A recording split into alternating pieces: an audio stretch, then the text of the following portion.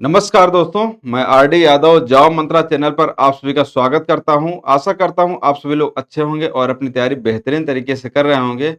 मैंने कल एक वीडियो अपलोड किया था स्ट्रेटजी के ऊपर, तो बहुत सारे बच्चों का मैसेज आ रहा था, कमेंट आ रहा सर एक वीडियो हम लोग को बना दीजिए जो जॉब करते हैं, कई हाउसवाइफ का मैसेज आ रहा था सर कैसे तैयार करें, टाइम कब मिल पाता है।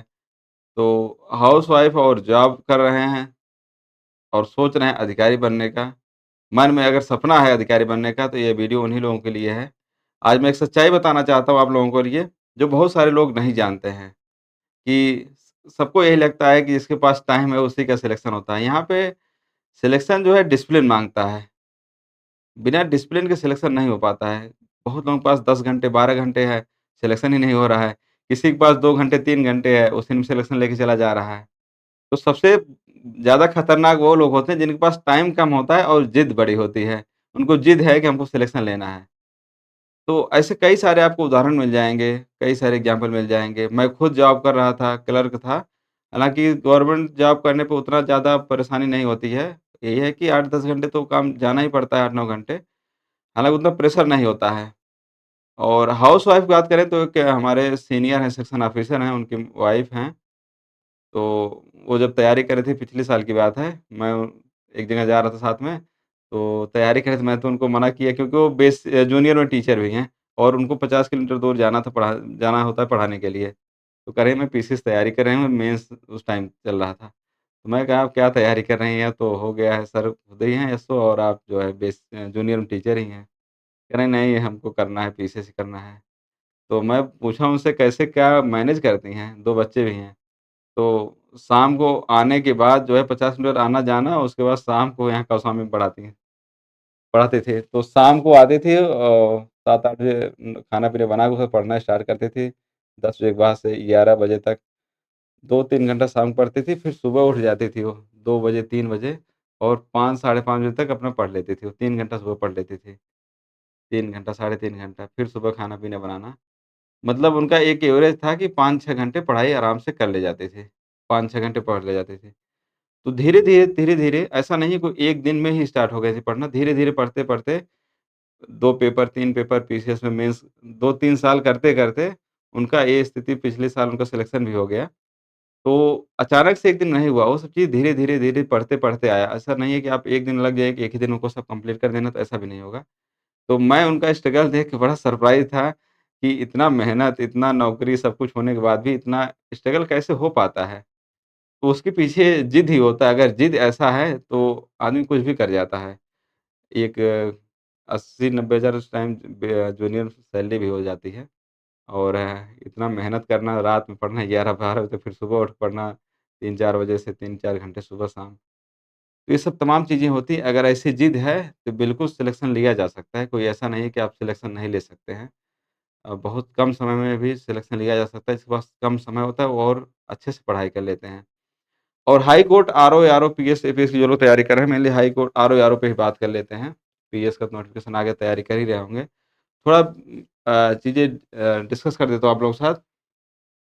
मैं भी जॉब कर रहा था, तो मैं भी सिलेक्शन लिया था, तो वो करना क्या होता है, बहुत सारे बच्चे जो होते हैं ना, जिसके पास समय है उसके लिए तो ठीक है, लेकिन जिसके पास समय नहीं है, उसको बहुत सारी चीज़ें कंट्रोल करनी पड़ती हैं।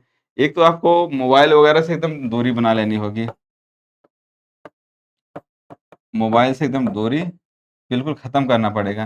प्लस डिसिप्लिन आपको मेंटेन करना पड़ेगा। डिसिप्लिन मेंटेन करना पड़े ये तो मेंटेन करना ही पड़ेगा। उसके बाद आपको जिद होनी चाहिए, सबसे ज़रूरी चीज़ जिद होनी चाहिए या इसको कह सकते हैं आग होनी चाहिए मन में कि हमको सिलेक्शन लेना ही लेना है। ये तमाम चीज़ें हैं, अगर इतना है तो बिल्कुल आप सिलेक्शन ले सकते हैं। और यहाँ आपको कंटेंट बहुत ही लिमिटेड पढ़ना पड़ेगा, एकदम लिमिटेड कंटेंट पढ़ना पड़ेगा क्योंकि बहुत ज़्यादा कंटेंट पढ़ने के लिए आपके पास समय नहीं है। लिमिटेड कंटेंट पढ़ना पड़ेगा। लिमिटेड कंटेंट पढ़ना पड़े लेकिन वही कंटेंट कई बार पढ़ना पड़ेगा आपको, बार-बार वही पढ़ना पड़ेगा। क्योंकि आपके पास समय कम है और चीज़ें लिमिटेड में ही पढ़ के निकालना है, तो उसी हिसाब से मैं थोड़ा-सा आपको आरओ के कॉन्टेक्स्ट में बता देना चाहता हूँ कि कैसे-कैसे, क्या-क्या पढ़ें तो ज़्यादा बेहतर रहेगा। तो यहाँ पे बहुत सारे सब्जेक्ट हैं हाई कोर्ट में, ये सब हिस्ट्री, ज्योग्राफी, पॉलिटी, साइंस ये सब तमाम सब्जेक्ट हैं।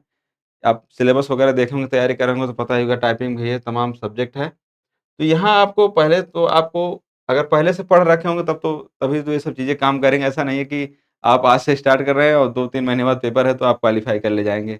आप पहले से पढ़ ही रहे होंगे, कुछ न कुछ तो चीज़ें तैयार भी होंगी। तो पहले तो आपको पीवाईक्यू इसका देखना चाहिए, जो इलाहाबाद हाई कोर्ट का प्रीवियस ईयर क्वेश्चन है। इसका क्वेश्चन का लेवल कैसा है?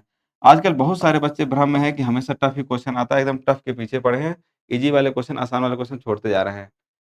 तो सिलेक्शन यहाँ से होता है, वो आपको तो टॉपर बनना नहीं, आपको सिलेक्शन से मतलब है।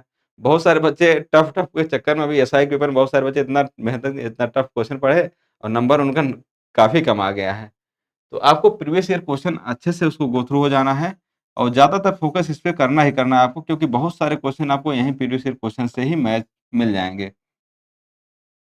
दूसरा, आपको कुछ लिमिटेड बुक रखना, मतलब लिमिटेड कंटेंट रखना पड़ेगा। या तो आप पहले से पढ़ रखे हैं तो घटना चक्र वगैरह से पढ़ सकते हैं, लूसेंट पढ़ सकते हैं, या तो आप बहुत सारी बुक आती है, लूसेंट तो पढ़ना ही पढ़ना है, लूसेंट पढ़ना, इसमें सारे आपके जीएस कवर हो जाएँगे लूसेंट से।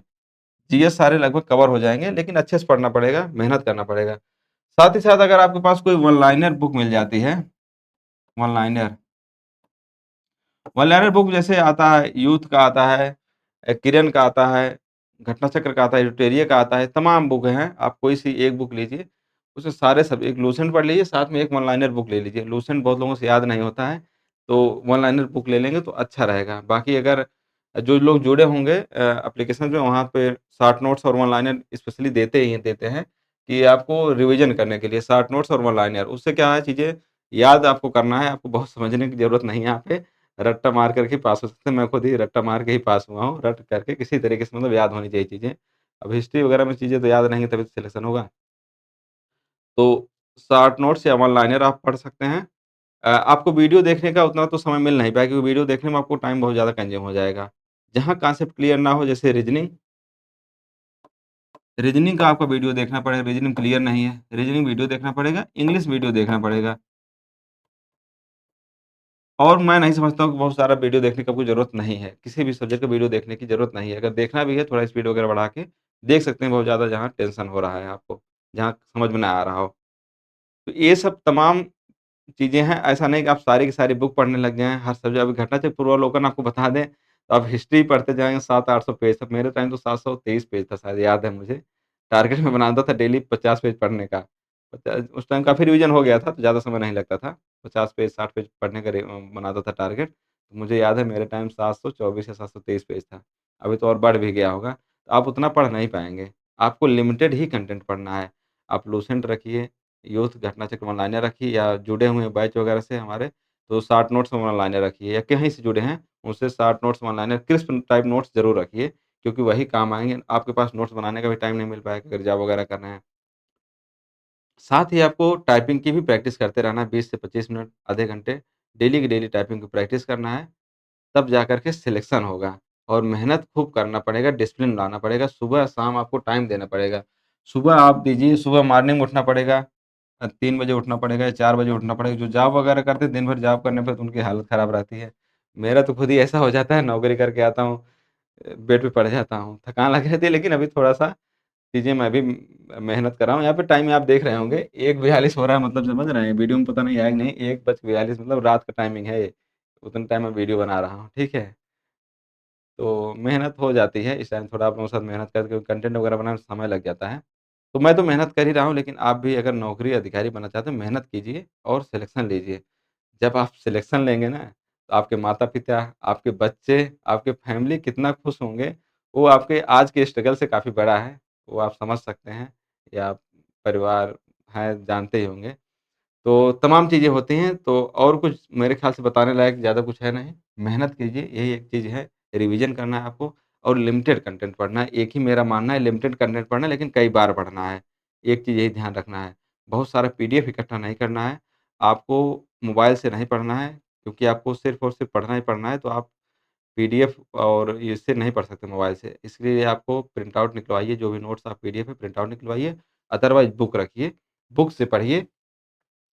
यहाँ पे सारे सब्जेक्ट आपको हिस्ट्री, ज्योग्राफी, पॉलिटी, साइंस, ये सब कवर हो जाएँगे। Current, UP GK, Hindi static ये सब आपके लूसेंट से या वन लाइनर से ही कवर हो जाएगी। आपको रीज़निंग के लिए वीडियो देखना पड़ेगा, इंग्लिश के लिए वीडियो देखना पड़ सकता है, अगर नहीं ठीक है, कंप्यूटर भी आप बुक से ही कवर कर सकते हैं। आप लूसेंट ले लीजिए, परीक्षा मंथन ले लीजिए या किसी का कोर्स वगैरह जहाँ जॉइन किए हों, वहाँ से पीडीएफ वगैरह लेकर के आप पढ़ सकते हैं। इतनी सारी चीज़ें हैं और सारी चीज़ें लगभग कवर हो जाएँगी, प्लस टाइपिंग आप कर लेंगे तो आपका सिलेक्शन हो जाएगा। और कोई डाउट हो, कमेंट हो तो आप मैसेज कीजिएगा, नंबर दिए गए वहाँ पे फ़ोन कर सकते हैं। कोई दिक्कत हो, कोई विशेष बातचीत करना हो, कुछ ज़्यादा दिक्कत आ रही हो, तो नंबर दिया जा रहा है, यहाँ पे चल रहा है, तो दीजिएगा, वो बात करा देंगे मुझसे, कोई दिक्कत परेशानी वाली बात नहीं है। तो thank you, best of luck, best wishes, आज के लिए इतना ही और खूब मन लगा पढ़िए। मेरी तरफ से अग्रिम शुभकामनाएँ। आप सभी लोग अधिकारी बनें, तो मुझे बहुत ज़्यादा खुशी होगी। नमस्कार।